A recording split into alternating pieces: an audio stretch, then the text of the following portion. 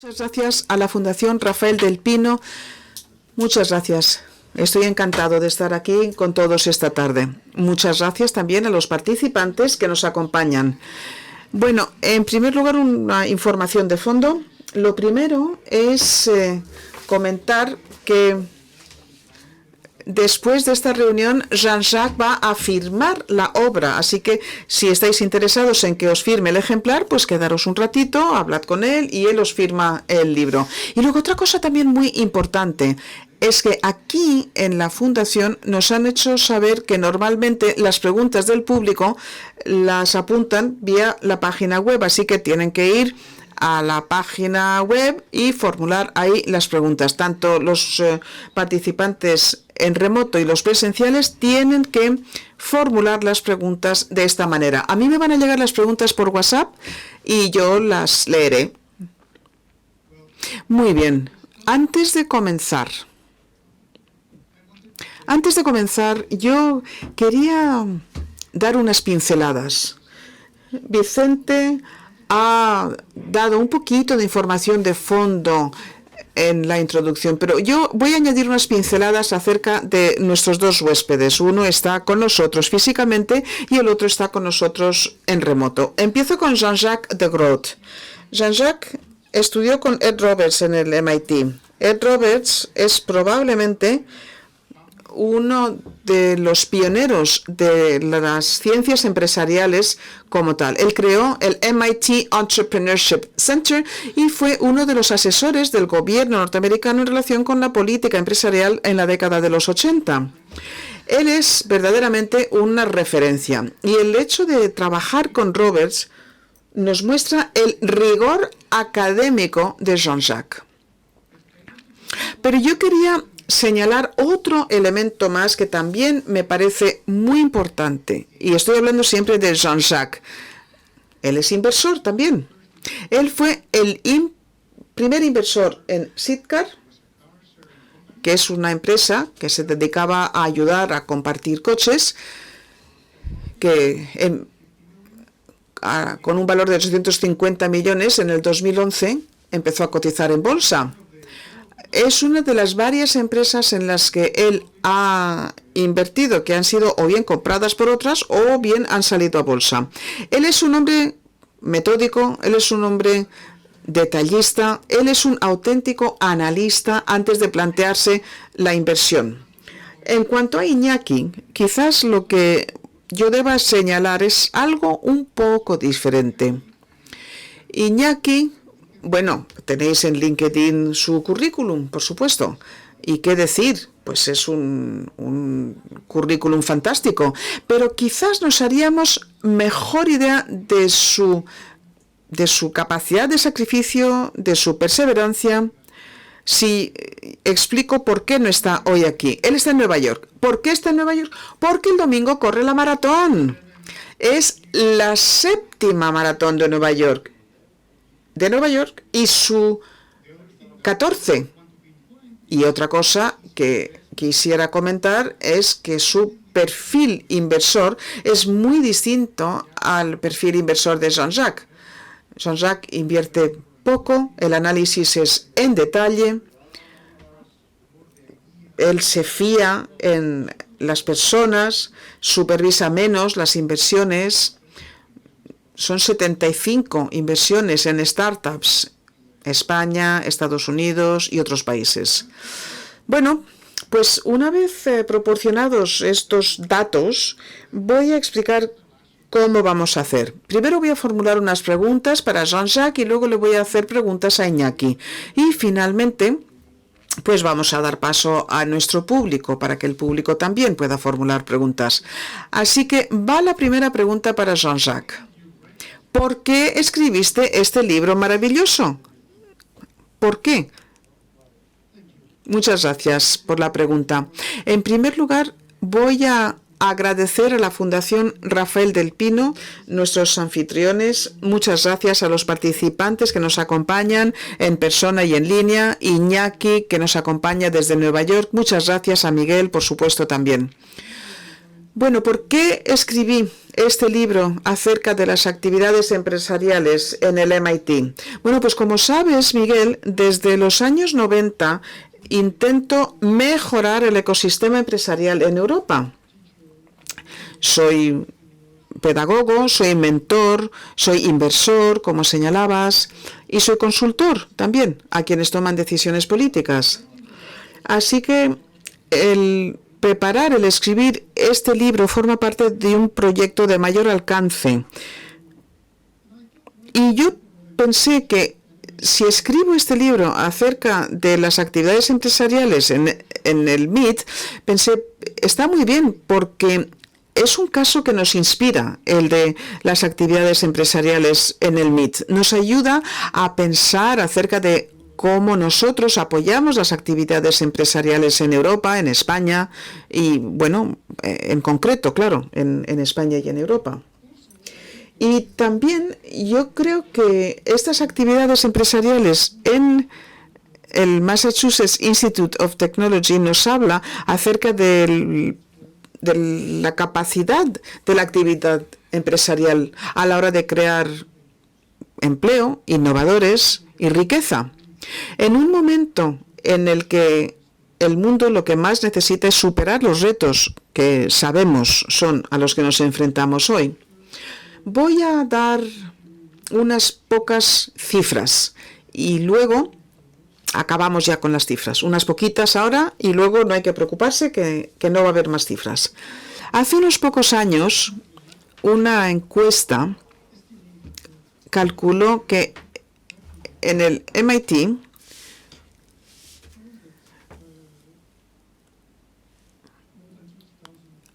había más de 30.000 empresas. Se financiaban, y estos son antiguos alumnos vivos que habían establecido más de estas decenas de miles de empresas, daban trabajo a 4.600.000, ingresos que rondaban los 2 billones, o sea, trillón dólares, y si fuera un país sería el 10º país del mundo. Así que no digo esto para alabar al MIT, no, lo digo porque es importante reconocer la potencia, el poderío del MIT a la hora de crear bienestar. Y también tengo que decir que de media los alumnos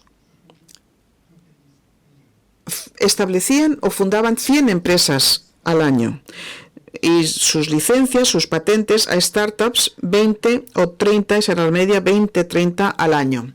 En los últimos 20 años, el vecindario que rodea el campus se ha convertido en el clúster de biotecnología más importante del mundo. Vamos a comparar esto con lo que hacemos en Europa. Nosotros en Europa básicamente no hemos conseguido rejuvenecer el tejido industrial. Tenemos demasiadas pocas empresas que sean líderes a nivel global y que tengan un par de décadas de existencia. Sí que hay algunas que son más antiguas, pero de las jóvenes y que sean líderes globales tenemos poquísimas en Europa. Bueno, esta es mi respuesta. Sí, muchas gracias. ¿Esto es normal en las universidades norteamericanas? ¿O el MIT es una excepción a la norma? Sí, absolutamente. Hasta en el contexto norteamericano, el MIT sí que es una excepción. Con la excepción quizás también de la Universidad de Stanford, que está en medio del Valle del Silicio, del Silicon Valley. Me imagino que esto no se ha producido de un día para otro, ¿no? De repente, no fue así, no fue de un día para otro en absoluto. Los primeros capítulos de mi libro describen en detalle la historia, pero por limitaciones de tiempo diré simplemente que en breve es una historia del periodo después de la Segunda Guerra Mundial, y el punto de inflexión fue que después de la Segunda Guerra Mundial, cuando los científicos e ingenieros del MIT que habían trabajado en los laboratorios que desarrollaron las tecnologías que se utilizaban en las armas que ayudaron a ganar la guerra, como los ordenadores, como el radar, etcétera, fueron a trabajar al sector privado con sus conocimientos y lo aplicó al sector comercial, todos esos conocimientos. Algunos crearon empresas que dieron lugar al desarrollo de la revolución del mini ordenador, de las estaciones de trabajo, los workstations en MIT, lo que inspiró a los alumnos y a algunos profesores y miembros del personal. Esto hizo que se interesaran en la creación de empresas, y de ahí empezó todo. Bueno, fue una política bien planificada por parte de la administración del MIT, ¿o cómo se creó esto? Bueno, pues esa es la parte contraintuitiva de la historia, porque no fue tanto el resultado de una política muy bien planificada desde la década de los 70, más bien fue el resultado de el interés por la creación de empresas por parte de los alumnos, los miembros del profesorado y los miembros del personal del MIT, que crearon por su propia iniciativa unas iniciativas extracurriculares, como por ejemplo organizaban competiciones, organizaban seminarios, conferencias sobre el tema, sobre el espíritu empresarial, eventos, creación de redes, todo tenía que ver con la creación de empresas. Y muchas de estas iniciativas se desarrollaron. Y estas personas que desarrollaron estas iniciativas, bueno, debo decir que hasta hoy en día hay 80 iniciativas de este tipo en el campus del MIT. Siguen organizándose. Les voy a dar el ejemplo de un caso para que entiendan mejor de lo que estoy hablando. Se trata de la historia de una competición de un plan de negocios de $10,000. Entonces, unos alumnos establecieron el primer club empresarial, así lo llamaban, y decidieron que para tener una mayor visibilidad y para atraer a más miembros a su club empresarial, iban a organizar una competición de un plan de negocios, y lo llamaban la competición del plan de negocios de $10,000, y se llamaba comúnmente como el plan de competición de 10K, ¿no? De $10,000. ¿Y por qué de $10,000? Bueno, pues que era lo que costaba entonces sacar una patente. Así que empezaron a convencer a los responsables de las diferentes facultades para conseguir patrocinio, y consiguieron lanzar esa competición. Tuvo éxito, luego se fue repitiendo año tras año, y también se hizo en otros países, también en España, debo decir, en Madrid, donde lo introdujo justamente el profesor Palacios. Y en los últimos años, 1,000 alumnos participan en la competición en 250 equipos. Y la competición ha generado unas empresas magníficas. Un ejemplo es Acamal, que es una empresa que hoy en día vale $17,000 millones.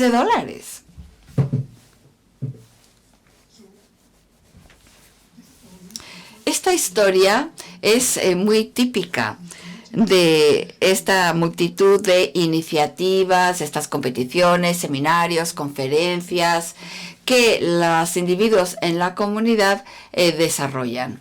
Algunos siguen existiendo, otros fracasaron.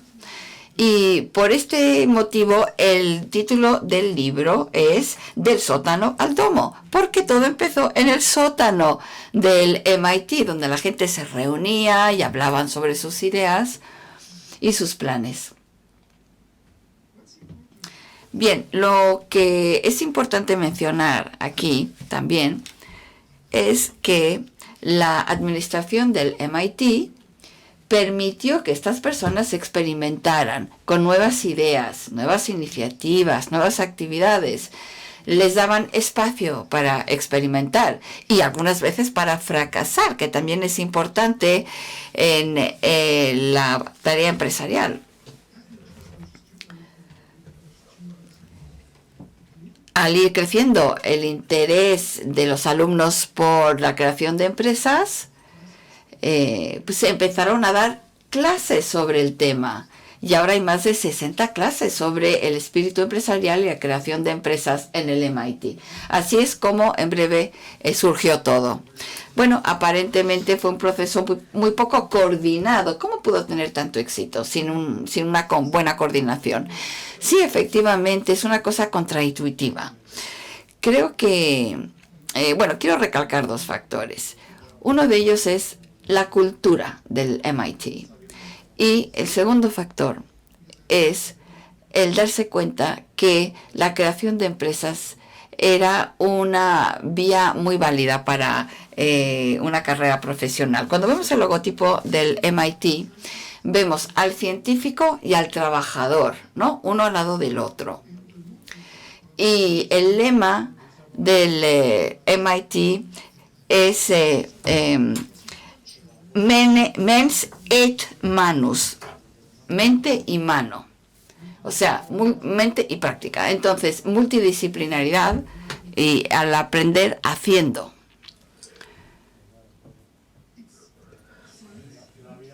Es ciencia no por la ciencia en sí, sino el uso de la ciencia para resolver problemas en el mundo real. La resolución de problemas está en el centro de esta cultura. Y por este motivo, cuando lo pensamos bien, creación de empresas, espíritu empresarial, bueno, es un título, pero los miembros de la comunidad del MIT adoptaron esa mentalidad empresarial porque ya estaba presente en su cultura organizacional.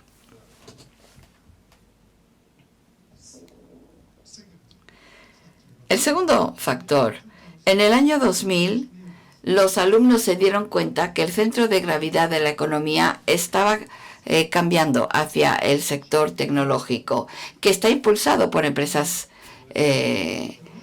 innovadoras. Entonces, había cada vez más necesidad de formar a las personas a cómo crear empresas, y eso fue aumentando.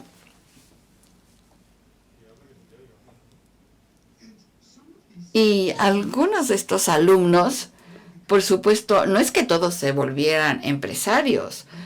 Algunos de ellos, como Iñaki, sí que se hicieron empresarios.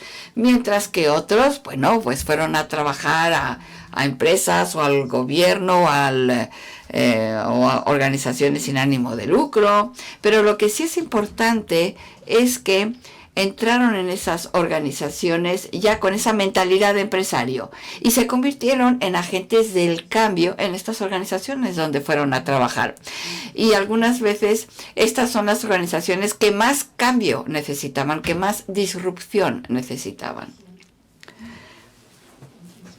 Así que, en resumen, la cultura, una cultura que apoya el espíritu empresarial y el darse cuenta por parte de los alumnos que por primera vez esta era una carrera muy creíble, la de creación de empresas. Sí, antes de preguntar a Iñaki, quisiera hacerle una última pregunta. ¿Cuáles son las principales lecciones o conclusiones que podemos sacar de todo esto en Europa? No en España, en Europa, porque usted es ciudadano de varias ciudades en Europa, así que no vamos a centrarnos solo en España, sino en Europa.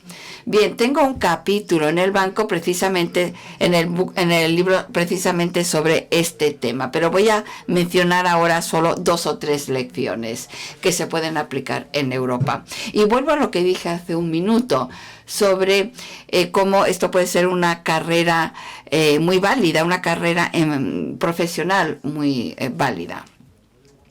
Si las universidades europeas no preparan a los alumnos para convertirse en empresarios, creo que van a fracasar en su misión. No solamente porque no han preparado a los alumnos para el mercado laboral, sino también porque no han sabido formar a nuevos innovadores que necesitamos todos los días para resolver problemas como el cambio climático, el problema de la energía, la pandemia y otros problemas de salud, etc. Esta es mi primera respuesta a su pregunta. Y es algo que creo que se puede debatir luego, si les parece. En segundo lugar, otra lección que hemos aprendido es sobre las patentes. Las universidades en Estados Unidos, y aquí también, son propietarios de las patentes de investigaciones fundadas con dineros públicos. El MIT, a cambio de esta licencia de la patente, pide como media un 4% de la propiedad del startup, de la empresa de nueva creación. Y el objetivo es maximizar las probabilidades de que esa startup crezca y tenga éxito. Porque la idea es que si esa startup tiene éxito y crea puestos de trabajo, riqueza, hace innovaciones, etcétera, va a devolver un múltiplo de lo que la investigación costó, esa investigación con fondos públicos.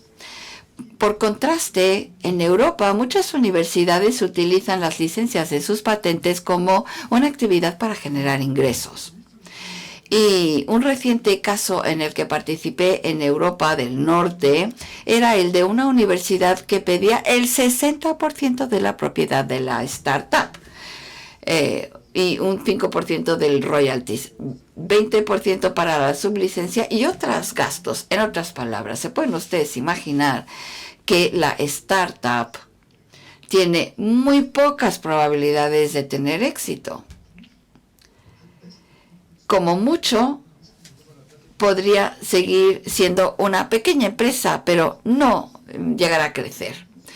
Entonces, este es un gran problema en Europa y no lo es en el MIT. Y finalmente, en Europa sigue habiendo una gran confusión entre lo que son startups impulsadas por la innovación y un startup tradicional. Una startup impulsada por la innovación, basada en innovación, es una empresa que busca proyectos que tienen un gran potencial y tienen que financiarlos. Un pequeño negocio tradicional no tiene mucha ambición de innovar o de crecer y básicamente es un instrumento para proporcionar unos ingresos a sus fundadores.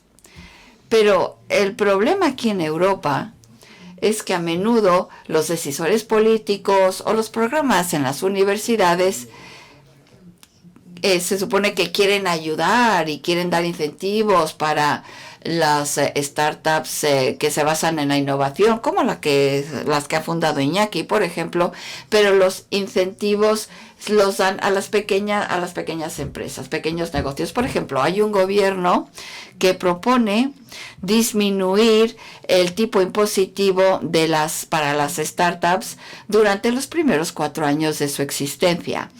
Pero bueno, pero no está bien pensado porque una startup que no tiene ambición de innovar no va a poder devolver en los primeros 4 años nada. Necesita eso para crecer. Pues muchas gracias, Jean-Jacques. Iñaki, ¿qué te parece esto último que acabamos de oír? ¿Qué dirías? ¿Qué piensas? ¿Qué lecciones podemos aprender del libro para quienes toman decisiones políticas o, bueno, Europa? Pues respondo diciendo muchas gracias, Miguel. Hay un poquito de eco, lo siento, dice Iñaki. Estoy completamente de acuerdo con lo que comentaba Jean-Jacques, ¿no?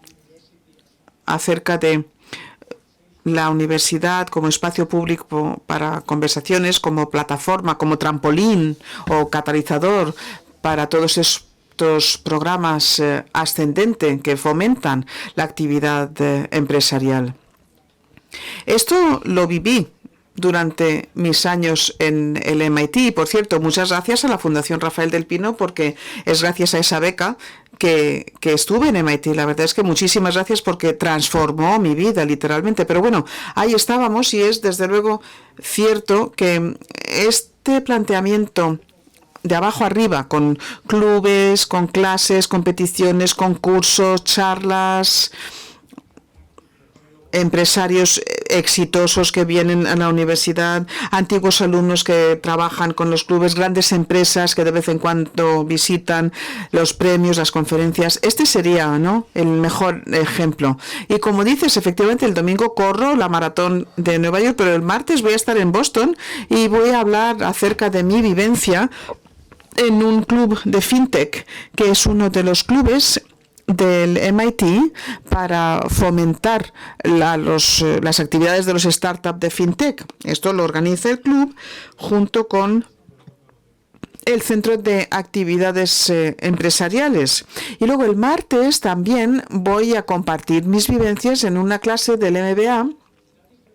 Y esto se da mucho en el MIT. Cuando yo estudiaba en el MIT, por supuesto que estaba la parte científica, el programa, la parte curricular, como si dijéramos, pero luego también había ejemplos interesantísimos de personas que nos visitaban en el campus para compartir su vivencia, su experiencia, y la universidad era este espacio público para poder hablar acerca de estas actividades, sin conflicto de intereses en absoluto. Y estoy muy de acuerdo con lo que comentaba Jean-Jacques ahora mismo. Es muy importante contar con una plataforma donde no hay conflictos de intereses, intentando enriquecerse, ¿no?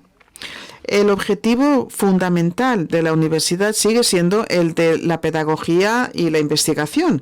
Por supuesto, impactando sobre el mundo gracias a la investigación. Y una forma de conseguir este impacto es comercializando los resultados de la investigación, pero no intentan enriquecerse.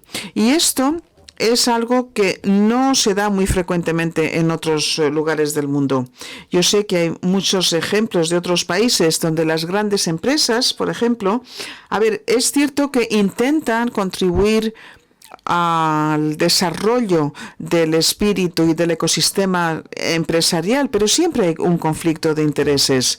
Y yo entiendo que es muy valioso que defiendan este objetivo de fomentar la actividad empresarial. Me parece muy importante. Es difícil conseguir el éxito porque siempre hay conflictos de interés. Porque hay, no sé, como otro objetivo, aunque digan que el objetivo es que no quieren ganar dinero, porque dicen que es una fórmula para contribuir al ecosistema sin ánimo de lucro, pero no, hay otras cosas. Y en otros países estoy muy de acuerdo con lo que dice Jean-Jacques, intentan ganar dinero con cada licencia, con cada patente.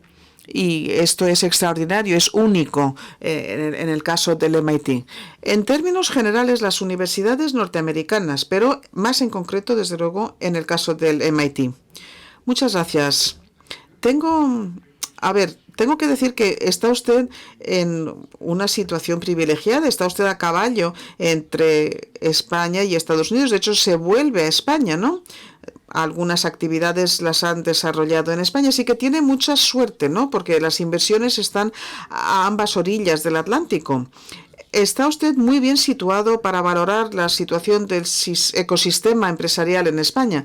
Esto no se lo puedo preguntar a Jean-Jacques porque él conoce otros ecosistemas, pero usted, desde luego, sí que lo conoce bien. ¿Qué diría acerca de la actividad empresarial en España, por favor?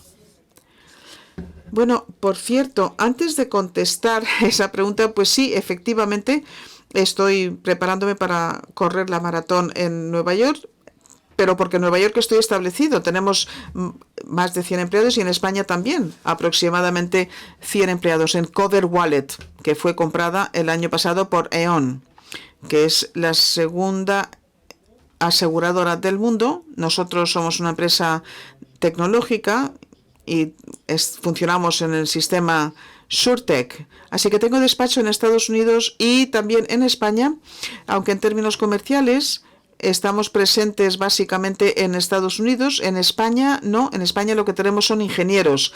Así que conozco bien los dos países, como español, claro, y me interesa mucho, como señala, que existan estas empresas en ambos lugares, en Estados Unidos y en España. Así que, ¿qué veo en España y cuáles son las diferencias? Pues yo diría que la mayor diferencia es la densidad, ¿no? Si estás en Boston o en Nueva York o en Silicon Valley o en Seattle o en Austin, la densidad, no solamente de startup, también grandes empresas, las grandes tecnológicas, las universidades, el dinero, los inversores que colocan dinero en estas innovaciones y el talento. La densidad es importantísima cuando quieres conseguir un ecosistema que sea verdaderamente innovador. Cualquier empresa que sea ambiciosa va a necesitar talento. No va a ser un empresario solito con su gran idea. No, eso va a ser importante, claro, para fijar la visión, para el conseguir llegar a cierto nivel. Pero hace falta un gran equipo de ejecutivos expertos, conocedores, y esto es algo que en España escasea hasta hace relativamente poco, aunque es cierto que esto está cambiando en España y en otros países de Europa también, por varias razones, creo yo. En primer lugar, cambia porque hay más casos de éxito. Por supuesto, no con la escala de Apple, Microsoft, Google, Facebook, no. Pero ya hay empresas que han tenido éxitos que valen 5.000 millones, 10.000 millones. Luego está el ciclo y estos ejecutivos aprovechan lo que han aprendido en el pasado, lo aprovechan en el presente y en el futuro. Así que la densidad empresarial se multiplica rápidamente. Cada éxito arroja a 20 ejecutivos que pueden ayudar a otras 20 empresas a conseguir estos mismos resultados. Por supuesto está el dinero. En Boston o en Silicon Valley o en Nueva York, pues los inversores tienen muchísimo dinero, pero hay gente invirtiendo en Europa y los inversores norteamericanos también invierten en empresas europeas. Y finalmente, ahora mismo, si eres empresario y estás en España, a ver, hace 20 años mirabas hacia Boston, hacia Silicon Valley y decías, está pasando algo mágico, ahí es una caja negra, no sabes qué es lo que está pasando, qué es lo que está pasando, no se entiende nada de lo que está pasando, pero ahora todos estos empresarios tienen su blog, tienen su podcast, hablan en sus conferencias y se les ve en YouTube, o sea que estos empresarios que nunca han ido a Estados Unidos pueden aprender qué es lo que pasa en los primeros días de una empresa. Y incluso sin vivirlo, pueden aprender de esas experiencias y pueden aplicarse ese cuento en España. Así que para resumir, yo diría que ahora mismo en el 2021, bueno, las cosas son muy distintas de lo que eran hace 5 o 10 años. Hay muchísimas startups exitosas en España, se ha multiplicado. Está Globo, Cabify, Flywire, PAC, etcétera. Son unicornios todas. Y son españolas, y son empresarios españoles quienes las crean. Pues muchas gracias. Ahora vamos a hablar un poco más acerca de asuntos personales, la experiencia personal. Yo creo que usted es lo que se llama un empresario en serie, ¿no? Ha lanzado varias empresas, ha vendido varias empresas con gran éxito, pero ¿cuáles son las pistas que daría usted a este público? ¿Cómo ha sido este viaje? ¿Cómo se ha convertido en empresario en serie? Bueno, pues la verdad es que no sé qué decir. A ver, hay algo importante acerca de ser un empresario en serie. Es que cuando arrancas una empresa es doloroso. hay que sufrir, hay que sacrificarse. Luego llega el éxito y te sientes súper orgulloso, pero cuando estás ahí, en ello, en el meollo, es muy intenso. Y solamente puedes conseguir que crezca la empresa es obsesionándote, centrándote al máximo, porque si no es imposible el crecimiento exponencial. Así que ahí estás, en el meollo, en el ojo del huracán, dices nunca más, luego consigues el éxito y dices vuelta a empezar, ¿no? Así que una vez empezada mi tercera empresa, yo decía, creo que no voy a hacerlo nunca más, pero sé en mi interior que está ese hambre, ¿no? Esa pasión para empezar de nuevo. Otra vez, empezar de nuevo. Así que la lección, bueno, pues la lección es que todo ello va de equipo, todo ello va de la gente. Esto es un deporte de equipo. En las 3 empresas que he creado siempre he empezado trabajando con un socio. En la primera era un colega, Andrés Black, compañero del MIT. Esto es muy importante. En primer lugar, necesitas encontrar a personas complementarias y también personas que hayan vivido ese nivel de excelencia, esa determinación, esa perseverancia, ese empuje. Y en lugares como MIT es precisamente donde vas a encontrar a este perfil. Luego, otra empresa, Covered Wallet, empecé con Rashmin, también de MIT. Y yo siempre recomiendo que empiecen una empresa con un socio, porque si no es demasiado duro, es demasiado intenso, se sufre demasiado. Y aquí es, bueno, pues compartiendo el dolor, ¿no? Pero todo empieza, como digo, con los cofundadores y sigue con el equipo. Esos primeros 10 empleados. Esas 10 personas tienen que ser tipos A, que vas a seguir atrayendo a personas excelentes, porque si empiezas a despistarte y no contratas a los mejores, la siguiente ola de empleados van a ser cada vez peores. Así que se trata de contratar a personas profesionales, pero esto no es fácil, ¿verdad? Porque hay que pagarles bien, por supuesto, y hay que convencerles también de que va a valer la pena. Va a valer la pena porque vas a conseguir un éxito tremendo. Así que siempre hay que saber rodearse de personas extraordinarias. Bien, pues voy a formular una última pregunta para los dos y luego damos paso a las preguntas. Por favor, recordad que si queréis formular preguntas tenéis que ir por la página web. Nos están llegando algunas, así que vamos a mantenerlas en mente. Bien, entonces ahora quiero que os pongáis el sombrero del inversor.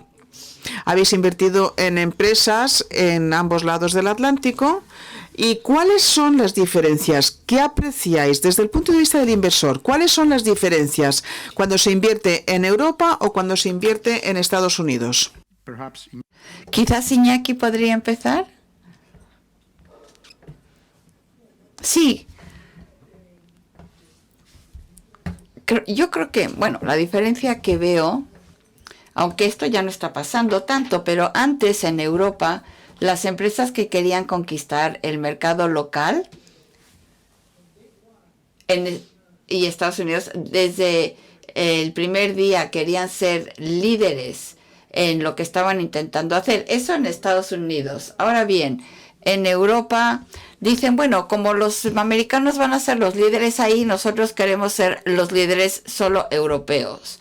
Bueno, pues y además antes querían ser los líderes en España. Ahora por lo menos dicen queremos ser líderes en Europa.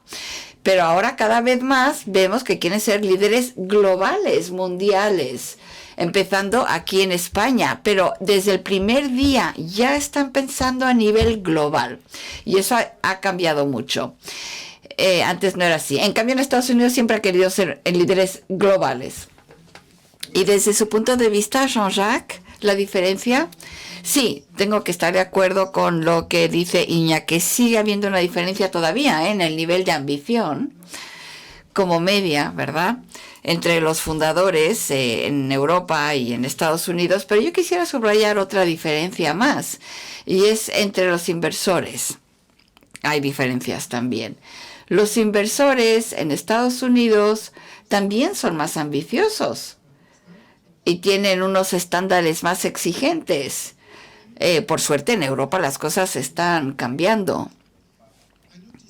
Pero he notado, sobre todo entre los inversores individuales, particulares, en Europa, iba a decir Europa continental, pero bueno, puedo decir ahora Europa, porque ya no está el Reino Unido en la Unión, pero bueno, sigue habiendo muchos inversores que tienen esta confusión a la que me referí yo antes, ¿no? Sobre cómo las startups que están centradas en la innovación y con eso van a crecer, y lo que aquí en España llamamos las pymes.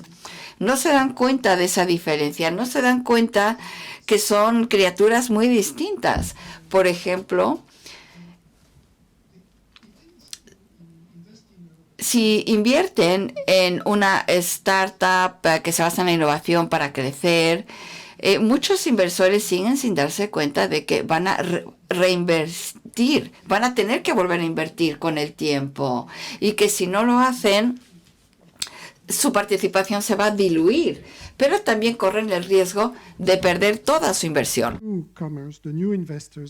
Porque los nuevos inversores van a pedir condiciones que van a ser perjudiciales para ellos. Así que muchos inversores particulares en Europa siguen invirtiendo en startups, pero creen que están invirtiendo en una pyme, en una empresa tradicional.